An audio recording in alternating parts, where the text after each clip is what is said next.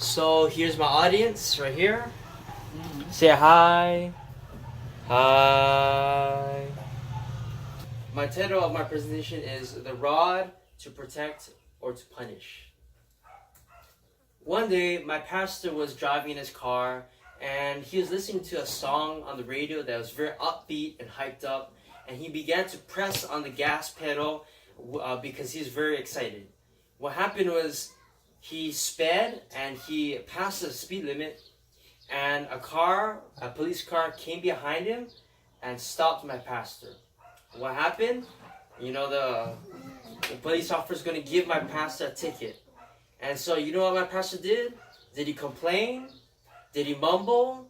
Was he very disrespectful to the officer? What did he say? Did he give an excuse like, "Oh, officer, don't give me a ticket. I was listening to music. I got hyped up. That's why I sped the limit." But my pastor didn't do that. He respected the police officer. He respected authority. And what happened was, the police officer was like, "What's your name, sir?" "Pastor Terry Wong." And when the officer heard that was Pastor Terry Wong, he's surprised, because my pastor, he did a lot of evangelistic events, a lot of things in the community. And so the police officer knew my pastor, and what happened? He let my pastor off, and my pastor didn't get a ticket. But this may not happen to everyone, but the idea is, when we respect authority, what happens is we can have great benefits, So let's go to our main point. My first point is, wrong attitudes can make conflict messy. Let me say that again. Wrong attitudes can make conflicts messy. When we look into the hippies, what did the hippies do? The hippie movements in the 60s, they were very rebellious to the government. They didn't want the Vietnam War. They wanted peace and life. But when we are rebellious, when we disrespect authority, when we show our rebellion by using marijuana, using drugs, what happens is that we become very weird, the things become chaotic, protests, riots, drugs, all these things manifest, rebellion. And so the hippies are a negative example of how we treat authority. We shouldn't be rebellious. We shouldn't be disrespectful. We should honor and respect our authority, especially our government. My second point, another example that wrong attitudes can make conflict messy is in the Middle East. There's poverty, there's a lot of depression, and so what happens is that the people, they riot and protest against authority and begin to take on arms, begin to destroy buildings, kill people, shoot. And in the Middle East, there's a lot of violence because of the rebellion towards authority. And so we see another negative example how wrong attitudes can make conflict very messy. So let's not be rebellious. Let's be peaceful, Let's respect authority. My second point here is, secular affiliations have encouraged correct attitudes. When we're in the military, when the general comes into the camp, all the soldiers they respect, obey. When we're at school, what happens? When the teacher says, "Hi, students," all the students say, "Hi, Mrs. or Mr. Chee." In businesses, when the manager tells us to do something, when the boss says, you have to do all this work by today, what do? We say yes, we respect. And so we see that society is getting better at respecting authority, the schools, in military, in businesses. My next point is, biblical understanding of authority brings peace and order. Sometimes you can respect in businesses, schools, in the house, in the church, but we need to know what is a biblical understanding of authority. because sometimes we can gossip, we can have wrong attitudes, even though we're obeying. You know, I was working at Office Depot, and I can and I can say yes to my boss. I can say, yeah, sure, Mr. Rob, I can clean, vacuum the store and whatever. And so, but if I'm mumbling, if I'm complaining, if I'm talking trash, with other coworkers about my boss, this is wrong.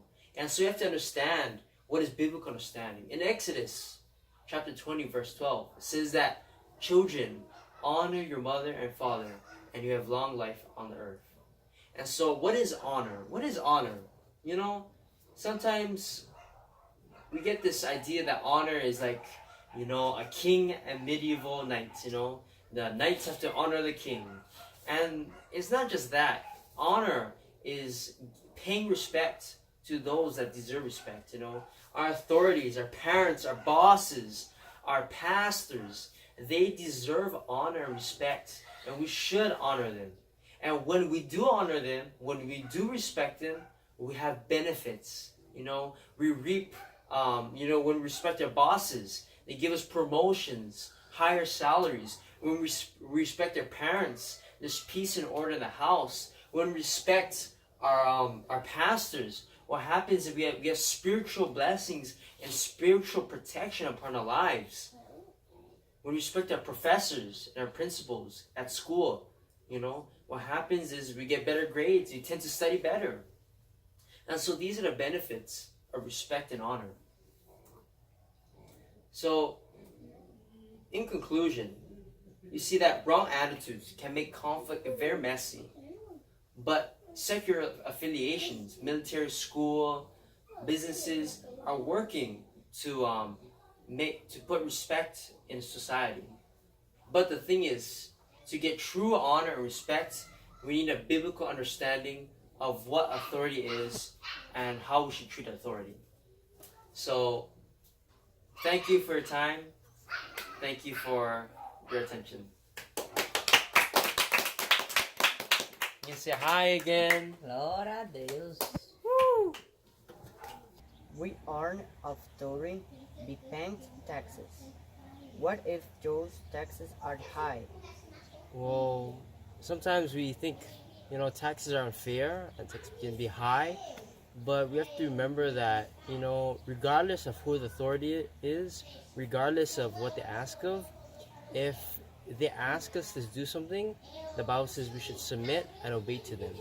Even though it may not seem fair, we have to realize that authority has been appointed by God, and if they ask us to do something that is, that's not life or death, then we should do it.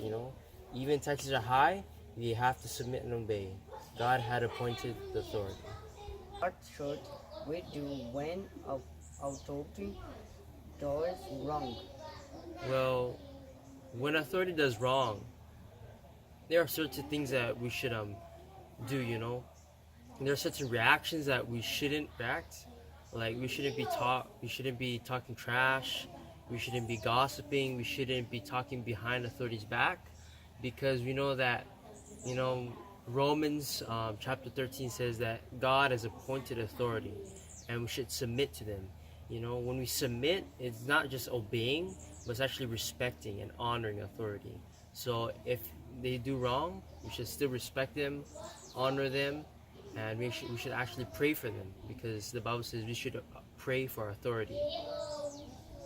How do we respect when others do not respect us? Well, when people don't respect us, we still have to respect them back, because the Bible says, do to others what you have them do to you. And so when we have this culture of respect, if people don't respect us, yet we respect them, what happens is we break a chain of disrespect. Imagine if you disrespected me and I disrespected you. It would just be a constant fight. But as Christians, we should have a culture of respect so we can break all kinds of disrespect, you know. You kind of know what I'm trying to say?